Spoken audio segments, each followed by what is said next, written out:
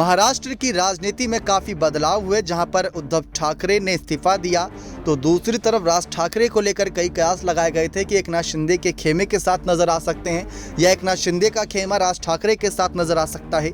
लेकिन बात यहां पर दो भाइयों की चल रही थी, राज ठाकरे और उद्धव ठाकरे की। अब भले ही सीएम पद पर एकनाथ शिंदे हैं, लेकिन सवाल ये खड़ा होता है कि आखिर राज ठाकरे और उद्धव ठाकरे का नाम ही क्यों सामने आता है। जी हाँ, आप सभी को बता दें कि राज ठाकरे उद्धव ठाकरे कोई सगे भाई नहीं है। राज ठाकरे बाला साहब के भाई श्रीकांत के बेटे हैं और उद्धव को पार्टी की कमान सौंपने से आहत होकर उन्होंने अपनी अलग पार्टी बना ली थी। इस बारे में तो सभी को पता है, लेकिन कम ही लोग ये जानते हैं कि बाला साहब के दो और भी बेटे थे, बिंदु माधव ठाकरे और जयदेव। जी हाँ, आपको बताते हैं इनके बारे में कुछ बड़ी बातें। आपको बता दें कि किस तरीके से मातोश्री में पूरा ठाकरे परिवार एक साथ रहा करता था, लेकिन देखते देखते सब बिखरने लगा। बाला साहब के बड़े बेटे बिंदु माधव ठाकरे की 1996 यानी कि 1996 में एक कार एक्सीडेंट में जान चली गई थी। एक्सीडेंट के दौरान बिंदु की पत्नी माधवी और बेटी नेहा कार में साथ थे। हादसे के बाद ऐसी अफवाह उड़ने लगी कि बिंदु की कार एक्सीडेंट कोई हादसा नहीं थी। इस घटना के फौरन बाद माधवी ने नेहा और बेटे निहार के साथ घर छोड़ दिया। ये बहुत बड़ा कदम था उद्धव ठाकरे की भाई की पत्नी का। जी हाँ, जिस तरीके से ठाकरे परिवार से अलग हुई, इसको बहुत बड़ा कदम बताया गया था उस वक्त में। लेकिन दूसरी तरफ आपको बताएं, इसके बाद ठाकरे परिवार का उनसे संपर्क नहीं रहा। यहाँ तक कि नेहा की शादी मातोश्री के नज़दीक होने के बावजूद बाला साहब या उद्धव के परिवार से कोई समारोह में नहीं पहुंचा। हालांकि बाला साहब ने पोती के लिए गुलदस्ता और चिट्ठी जरूर भेजी थी। नेहा की शादी का पूरा इंतजाम और कन्यादान राज ठाकरे ने किया।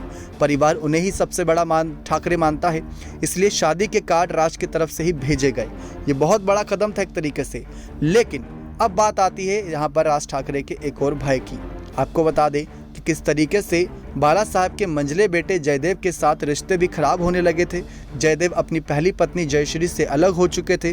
बाला साहब का मानना था कि उनके अलग होने से परिवार पर काफ़ी बुरा असर पड़ा था। जयदेव ने दूसरी शादी की, लेकिन इस बार फिर उनके पत्नी स्मिता के साथ संबंध बिगड़ने लगे। इस बार दोनों के बीच राजनीति को लेकर दूरियां इतनी बढ़ी गई थी कि जयदेव ने ही मातोश्री छोड़ दिया। ये एक और बहुत बड़ा कदम था। लेकिन दरअसल जयदेव को राजनीति में दिलचस्पी नहीं थी, लेकिन स्मिता को थी। इस बात को लेकर पिता और बेटे के बीच मतभेद हो गए।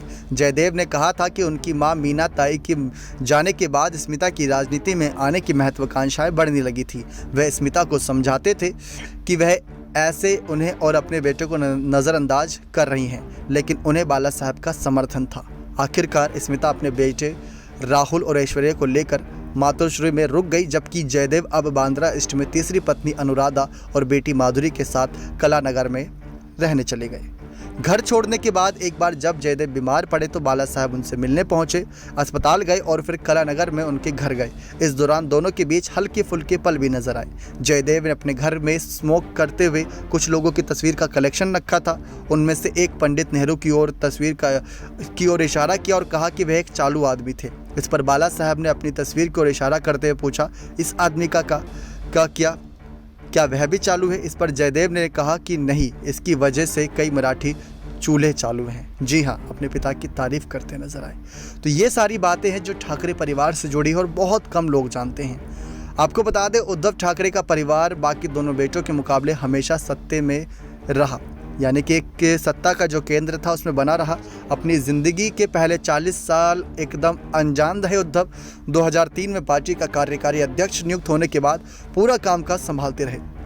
उद्धव और उनकी पत्नी रश्मि के बड़े बेटे आदित्य युवा सेना के अध्यक्ष रहे और विधानसभा चुनाव में काफ़ी एक्टिव थे। लेकिन अब जब वक्त आया तो पूरा कह सकते हैं परिवार एकजुट नज़र आया। लेकिन एकनाथ शिंदे के बगावती खेमे ने काफ़ी कुछ परेशानियां इनके लिए खड़ी कर दी। उद्धव का इस्तीफा हुआ, एकनाथ शिंदे नए सीएम बन गए। पूरी कोशिश रश्मि की तरफ से भी की गई, ये इस्तीफा रोक दिया जाए। आदित्य ने भी कोशिश की, लेकिन जो होना था महाराष्ट्र की राजनीतिक सियासत में वो घटता नजर आया। नेक्स्ट 9 न्यूज़ रूम की रिपोर्ट।